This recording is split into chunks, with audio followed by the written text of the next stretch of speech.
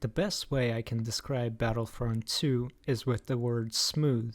Smooth surfaces, smooth helmets, smooth gun models. This is the moment in the franchise where DICE have become smooth. They have acquired their own swag within the gaming industry. You can feel the skeletal structure of DICE within this game, from menus to gunfights to random perks and abilities. For example, this DICE smoothness lives in menus. These menus have their famous transparent sliders, fisheye FOV, all wrapped in Star Wars art style. It is also present in the map design. Most developers think that to make a beautiful map, you have to make it more complicated. More details the better, right? Wrong. More details means the game is more taxing on your PC. To make a beautiful map, you have to be creative. And that's what DICE is. You see, DICE flips this formula on its head. A lot of these environments feel very basic or vacant, but at the same time, they're absolutely stunning. Just some objects and light reflections was enough to immerse people into being a clone trooper. By being not as detailed, these environments can be larger. The game world, although being a PvP game, seems absolutely enormous. The maps being huge makes you feel small, and you kinda are small and kind of insignificant. Capturing points doesn't even light up in bright orange. Running along your teammates in the beginning of a match feels like running along a herd of ants. Some die early. It's like you are a microorganism within a macroorganism that is just fighting for its life, trying to repel some sort of a virus, and that virus being the Sith Empire. To draw a parallel with a real world, it's like when we have governments, but then we have tyrannical governments, and then we have rebellion.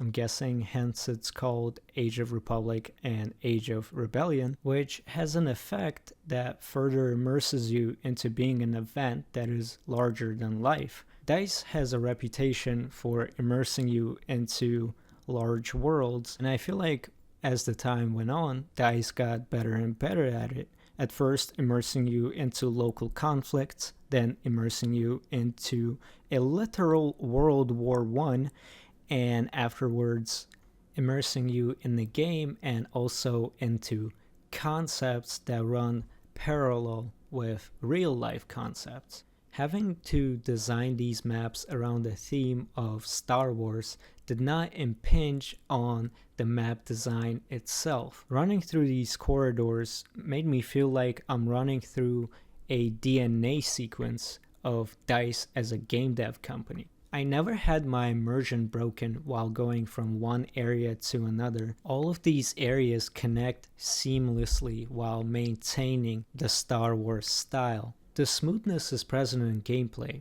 Take for example the way you shoot your gun and laser leaves your barrel as a projectile. Projectiles are smooth. Hit scan is very harsh. Here's something I noticed while capturing footage for this game. If you spin your soldier very slowly with your mouse, your movements tend to be a bit erratic compared to something like a controller stick, for example. So the way this soldier would move must look erratic. However, it does not. The mouse movements within view character screen are smoothed off and kind of on a delay. If the soldier would turn instead of the camera, I bet they would have made it smooth as well. However, because the soldier doesn't turn, this is the next best thing. The smoothness also bleeds into the way you use different abilities. For example, Assault class in this game has a shotgun.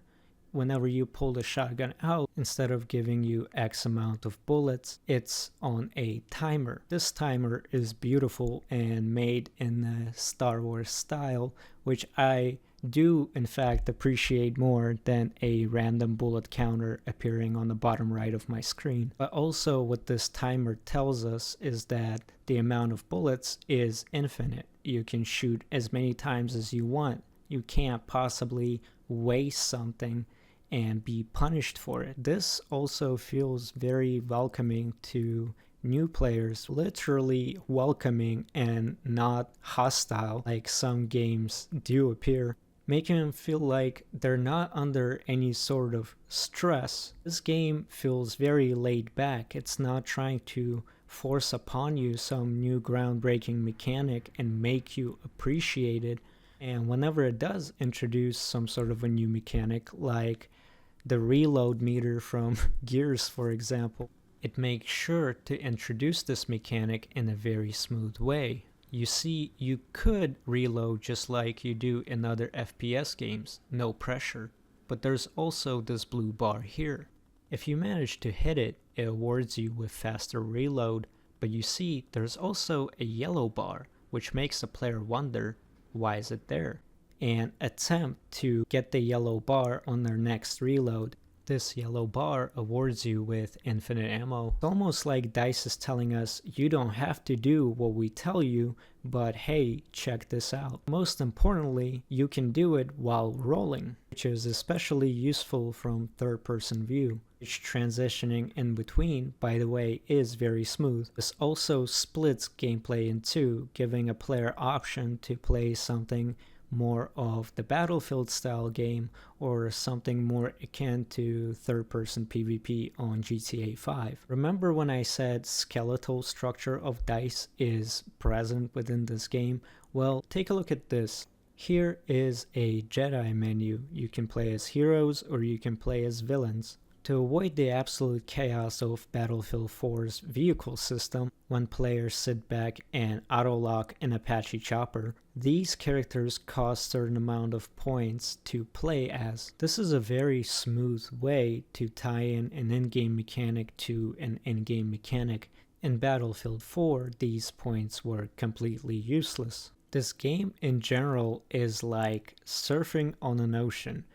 Maybe this game is the entire ocean because of how alive it is. From defeated stormtroopers in the beginning of the map to random animals and civilians scattered around, it really makes you feel like you're invading their planet or defending whichever side you're on.